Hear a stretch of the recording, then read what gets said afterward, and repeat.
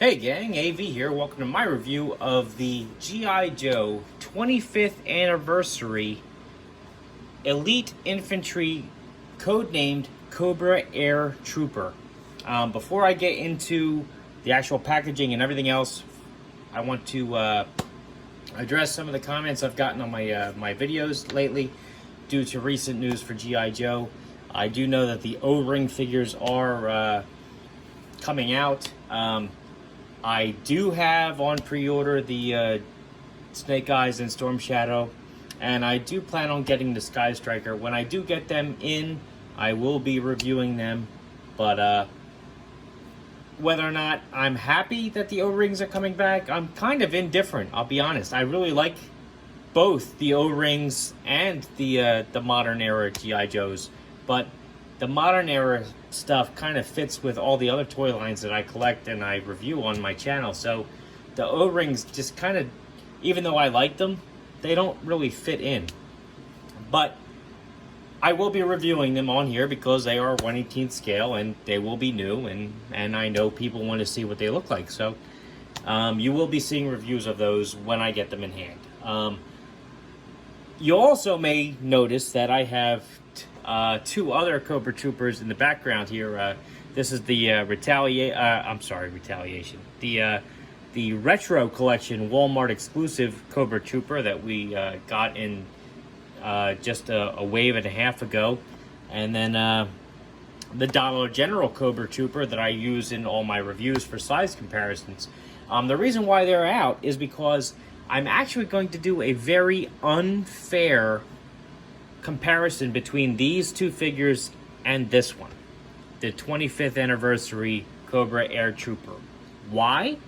Because I feel online a lot of the naysayers for the modern era of G.I. Joe 4-inch figures point to the 25th line and all of its flaws and blanket that over the entire franchise in the 4-inch scale.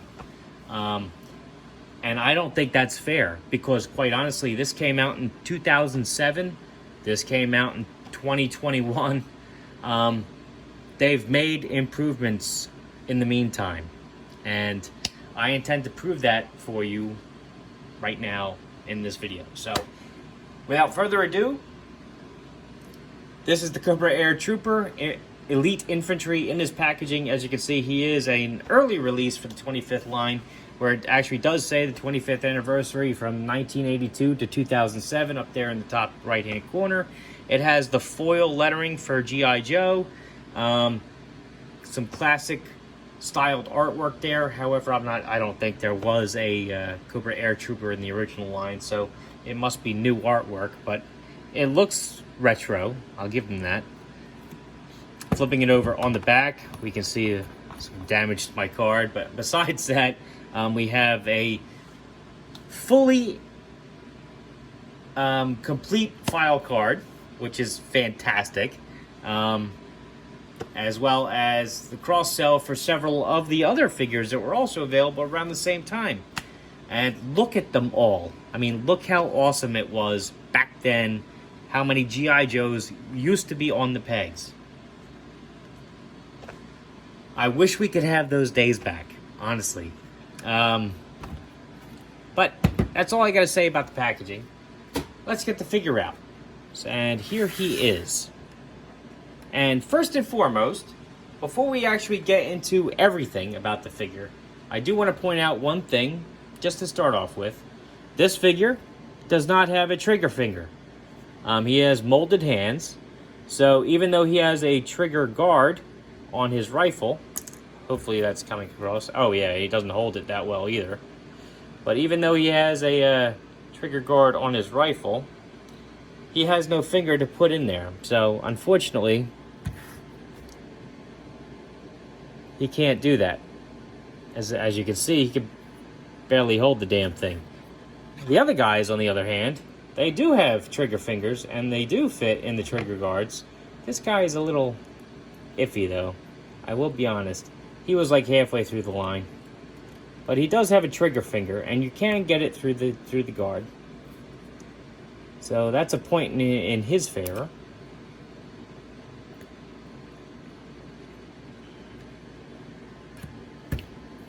This guy, definitely. The 25th line. He definitely has a finger that goes to the trigger guard, so that's awesome. They all have figure stands, as you can see. He has codename Cobra Air Trooper with a single foot peg. This guy has no name but 2 foot pegs. This guy has his name and 2 foot pegs. So, clear winner in that category. Now, let's get on to the accessories. This guy doesn't have much going for him. He's got his figure base, which we just talked about. He's got his rifle. He's got a helmet. And the web gear, which you can take off. This guy has his figure base, a removable knife, which is nicely detailed, removable pistol, which is nicely detailed, rifle, which is nicely detailed, helmet, which is nicely detailed, and a full head of hair. Oh, same as that guy. Got to give him credit. And he also has that bazooka. This guy has some decent stuff as well. I mean, he's got his helmet, which we'll look at in a second. He's got his rifle, which he can kind of hold, but not really. He's got his jetpack, which is the main selling point for this figure. Peg's nice and snug in there, as you can hear. As well as this cannon that attaches to the jetpack. And he's got that helmet, too. He's also bald. Oh, plus he has this knife here, which fits very loosely on his side. Articulation. Swivel head joint. Swivel arm joint. Goes up this high.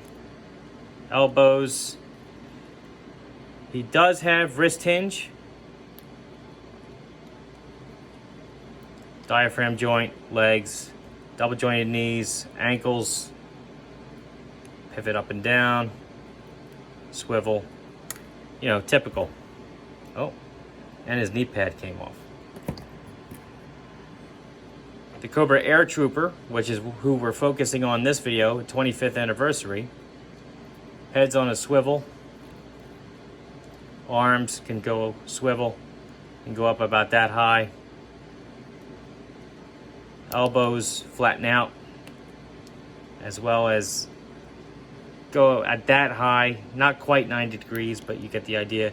Swivel at the wrist, and that's it, no hinge. He has a diaphragm joint, which, as you can see, actually just, his web gear just unbuckled for me. I don't think it's gonna go back together anytime soon, but hey. So yeah, he's got a diaphragm joint there. Very small peg on that. Don't really have that problem with the other stuff.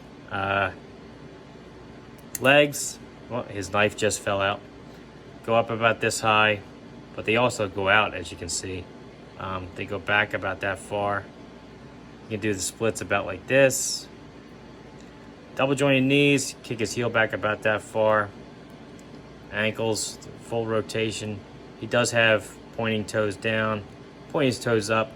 I mean, kind of standard articulation. However, they greatly improved it with the other figures. As you can see, his arms especially, his wrists, you know, not very forgiving. They're actually kind of tiny.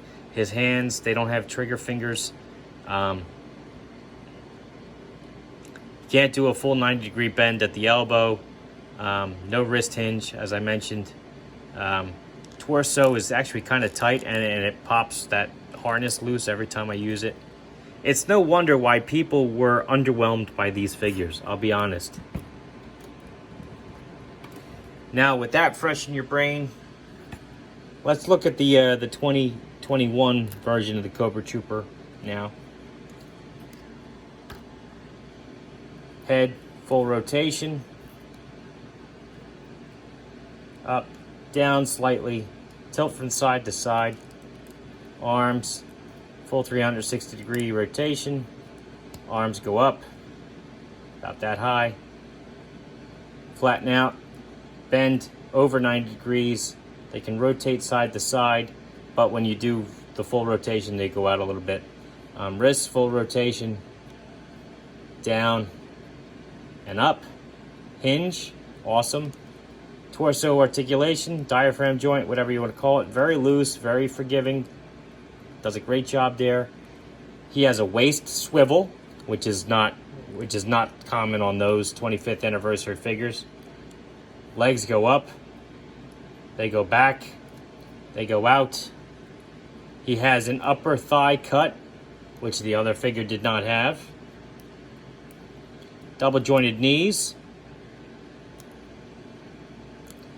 Cut at the top of the boot, which the other figure did not have. Point his toes down, point his toes up, and he has a rocker joint. So, I mean, bar none, this guy is better sculpted and better articulated than the 25th anniversary line. However, as I mentioned a second ago, and I'll keep repeating this review. Come on now, stand up. I feel that a lot of collectors are actually holding the modern figures, these guys, to the standards that they witnessed firsthand with the 25th anniversary line. To think that a toy line has not evolved in over 13 years, 14 years, is kind of silly. I mean, let's be frank about it. It would be unheard of for a toy line not to improve on their sculpts and their character design and all of that in that amount of time frame. And you can easily see it between even between the 25th anniversary and this Dollar General line. The only reason why the first couple waves of the retaliation figures were so bad was because they were trying to cut costs due to increased tariffs between United States and China, where they were getting their products made at the time.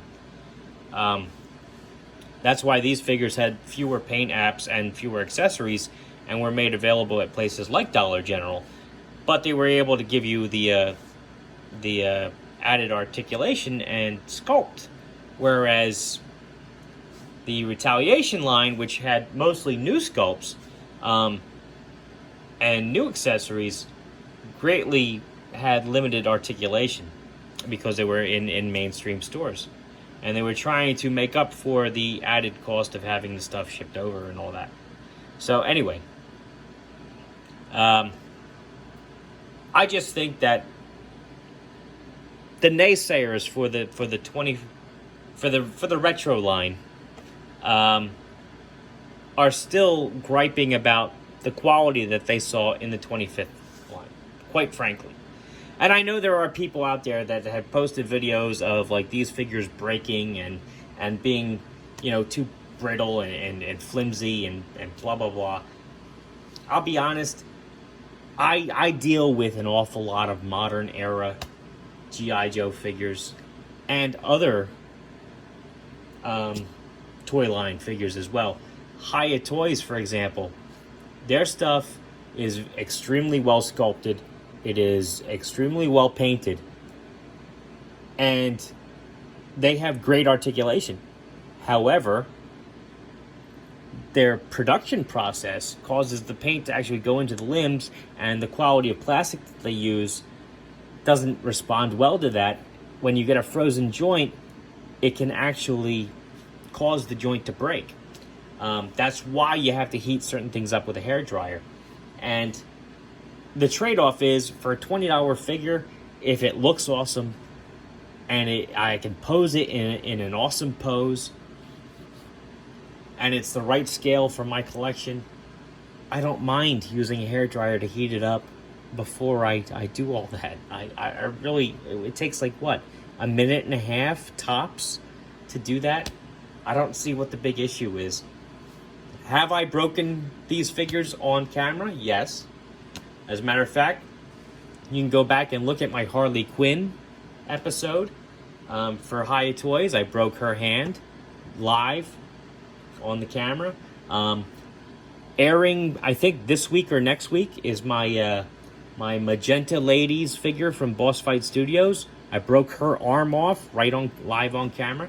So, does it happen? Yes, it does happen. However, I think the trade-off is acceptable. I mean, let's face it. I mean, the O-ring figures from the vintage line were not indestructible, were they? I mean, I lost count of how many figures I had whose thumbs broke off. Or when I had to replace the O-ring, the crotches broke off. Yeah, I mean, like, they're not indestructible either. Let's be honest here. Bottom line is, we're adult collectors. I love the quality of the sculpt on these things, especially as they evolved. I love the posability. I love the accessories. You know, would I recommend the original 25th anniversary Cobra Air Trooper, the Elite Trooper? Oh yeah, I forgot to mention this, by the way. He does have an original helmet, but it barely fits on his head. I mean, it keeps wanting to pop off. It's pathetic, really.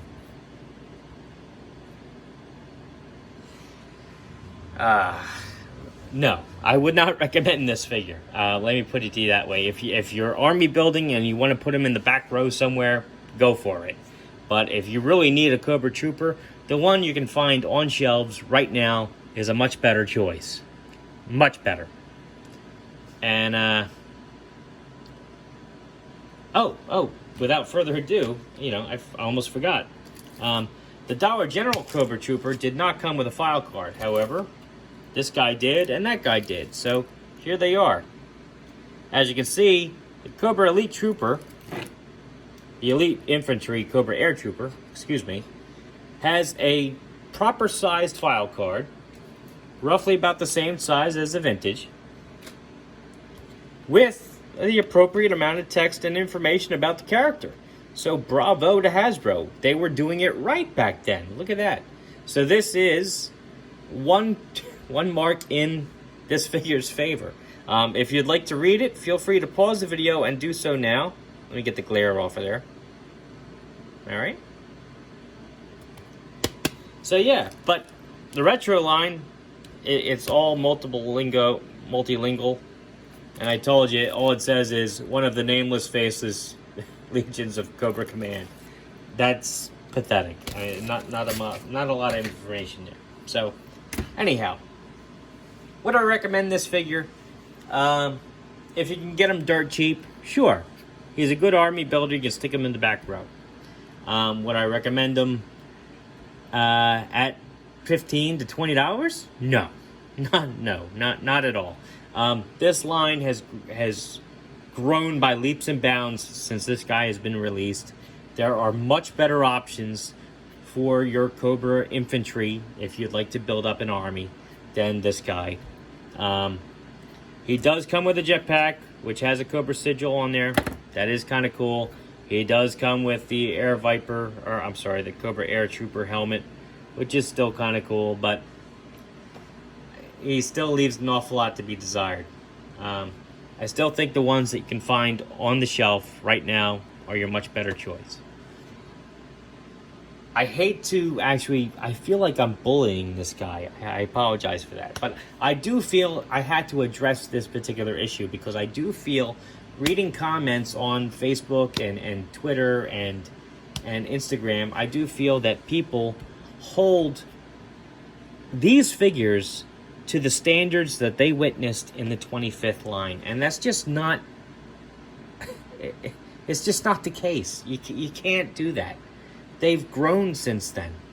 These figures are much better. Much better. So anyway, this has been AV. I think this was more of a rant than a review, but I do appreciate you watching. If you like this video, check out my channel where you'll find a whole bunch of other 1/18 scale figures, vehicles, accessories, and playsets. As well as a few comic book videos here and there. If you like what you see there, then please subscribe. And as always, thanks for watching.